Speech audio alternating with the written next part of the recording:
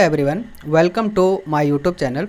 ये वीडियो इस प्लेलिस्ट की थर्ड वीडियो होने वाली है जिसमें हम सीखेंगे कि एलिमेंटर में टाइटल विजिट को कैसे कस्टमाइज़ करते हैं। जब आप वर्डप्रेस पे अगर आप वर्डप्रेस सीख रहे हैं तो एलिमेंटर से आप प्रॉपर फैमिलियर होंगे कि जब हम कोई भी पेज को कस्टमाइज़ करते हैं तो एलिमेंटर प्लगइन का यूज़ होता ही होता है।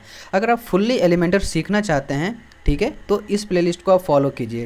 टाइटल को कैसे कस्टमाइज किया जाता है तो सबसे पहले हम क्या करते हैं, हेडिंग को। तो हेडिंग को हम क्या करेंगे कि सबसे पहले हम क्या करेंगे, हेडिंग वाले एलिमेंट को यहाँ पे ड्रैग एंड ड्रॉप करेंगे। ओके, ड्रैग एंड ड्रॉप करने के बाद आपको सबसे पहले यहाँ पे दिखा होगा क्या, एडिट हेडिंग दिखा। तो यहाँ से हम क्या करेंगे, कंटेंट हो गया, स्टाइल हो गया और एडवांस्ड हो गया, है ना। तो यहाँ पे कंटेंट का मतलब क्या है कि टाइटल में आप क्या कंटेंट आप देना चाहते हैं यहाँ से आप दे सकते हैं। जैसे मैं यहाँ पर अपना नाम लिख देता हूँ, सपोज़ ये मेरा टाइटल हो गया। यहाँ पर आप कोई भी content according to your need और प्रोजेक्ट के अकॉर्डिंग आप यहाँ पे टाइटल आप दे सकते हैं, ठीक है। ये हमारा टाइटल हो गया। सेकंड है यूआरएल। क्या इस टाइटल को किसी यूआरएल के थ्रू कनेक्ट करना चाहते हैं। यूआरएल कहने का मतलब हो गया लिंक। ओके, कि इस लिंक पे अगर क्लिक करता है, अगर कोई भी यूजर या विजिटर आपके वेबसाइट पे टाइटल पे आने के बाद इस टाइटल को क्लिक करता है तो उसे कहाँ आप रीडायरेक्ट करना चाहते हैं। जहाँ पे आप उसे रीडायरेक्ट करना चाहते हैं उस पेज का यहाँ पे आपको यूआरएल देना होगा, ठीक है। ज़्यादा कुछ दिक्कत नहीं है, आप यूआरएल यहाँ पे सेलेक्ट कीजिएगा, यहाँ पे पुट कर दीजिएगा, वो वहाँ पे क्लिक करेगा तो वहाँ पे वो चला जाएगा, रीडायरेक्ट हो जाएगा। ओके, उसके बाद है क्या, HTML टैग। अगर यहाँ पे आप क्लिक कीजिएगा, ये HTML टैग है, यानी H1, H2 और H3, मतलब जो आपका टाइटल है उसको आप किस टैग में रखना चाहते हैं। ये SEO के पॉइंट ऑफ व्यू से काफ़ी यूज़फुल है। अगर आप इस फील्ड में हैं तो आप कभी ना कभी तो H1, H2, H3 यहाँ पे कभी ना कभी आपको सुनने में आया ही होगा। तो यहाँ पे सपोज अभी यहाँ पे हमारा बाय डिफ़ॉल्ट क्या है, H2। अगर मैं चाहूँ यहाँ पे तो मैं H1 ले सकता हूँ।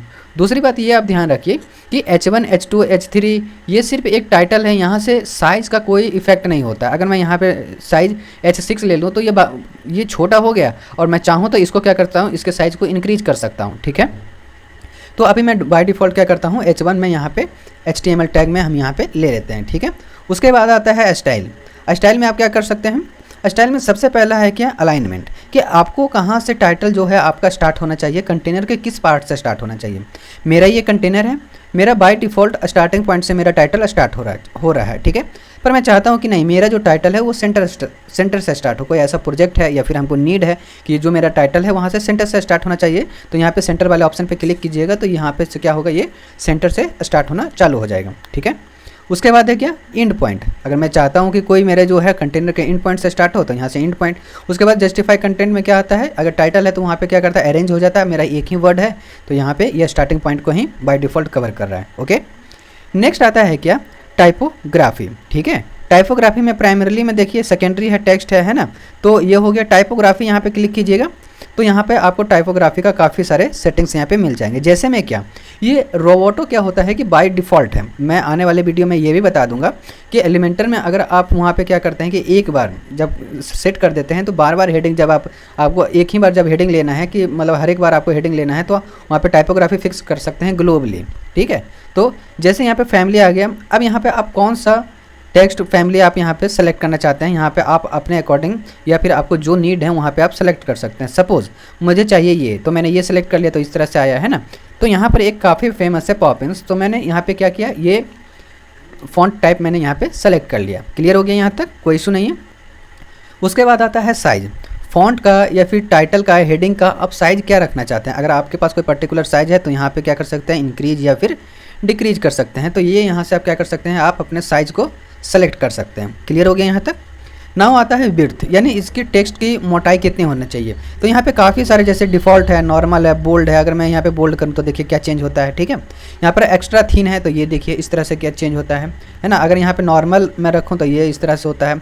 अगर मैं यहाँ पे बोल्ड रख दूँ एक ही बार तो इस तरह से होता है। तो अकॉर्डिंग टू योर नीड यहाँ पे आप क्या कर सकते हैं, अपने टाइटल लिया है उसके कैरेक्टर के विड्थ को ज़्यादा या फिर कम रख सकते हैं, ठीक है।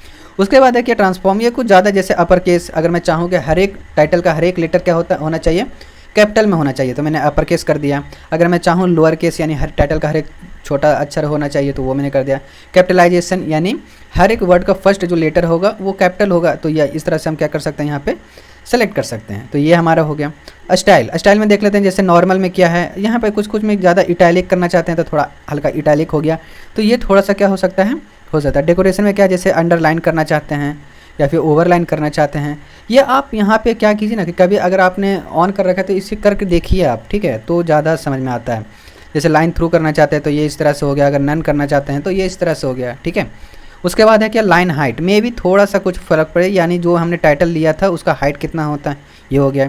लेटर स्पेसिंग, यानी ये जो संतोष लिखा हुआ है उसके हर एक लेटर के बीच में कितना स्पेस होना चाहिए, जो आप यहाँ से डिसाइड कर सकते हैं। देखिए ये आप क्या कर सकते हैं, यहाँ से डिसाइड कर सकते हैं, है ना। बाय डिफ़ॉल्ट तो ये यहाँ से इतना रहेगा। उसके बाद है वर्ड स्पेसिंग। वर्ड स्पेसिंग का क्या मतलब हो गया, अगर यहाँ पे 2 वर्ड है, जैसे मैं यहाँ पे लिख देता हूँ, यहाँ पे ये लिख देता हूँ, अब 2 वर्ड के बीच कितना स्पेस होना चाहिए ये यहाँ से डिसाइड होगा। देखिए 2 वर्ड के बीच आप कितना स्पेस रखना चाहते हैं वो यहाँ से डिसाइड होगा। तो इस तरह से हम क्या करते हैं।